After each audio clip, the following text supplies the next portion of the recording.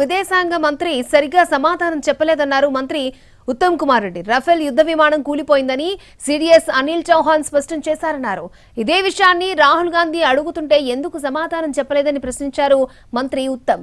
కాంగ్రెస్ నేతలు అడిగే దేశద్రోహులు అంటున్నారంటూ ఆగ్రహం వ్యక్తం చేశారు. ఇక సిడిఎస్ అనిల్ చౌహానే ఈ విషయాన్ని చెప్పారు. ఆయన్ని కూడా దేశద్రోహి అనగలరా అంటూ ఫైర్ అయ్యారు ఉత్తమ్ కుమార్ రెడ్డి.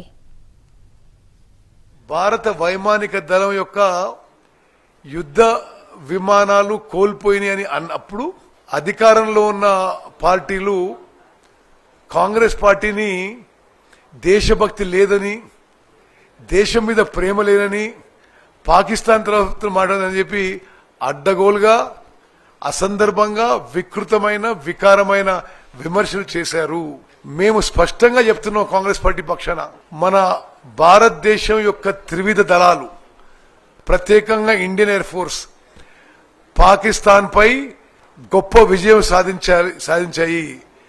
మేము మనస్ఫూర్తిగా త్రివిధ దళాల్లో ఉన్న ప్రతి సైనికుడికి మేము అభినందనలు శుభాకాంక్షలు తెలియజేస్తున్నాము.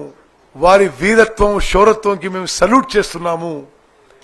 కానీ ఏమన్నా మరి వేరే అన్ని విషయాలు కూడా ప్రభుత్వం తరఫు నుంచి మాట్లాడాలని చెప్పి కోరినప్పుడు మా మీద ఆరోపణలు చేశారు.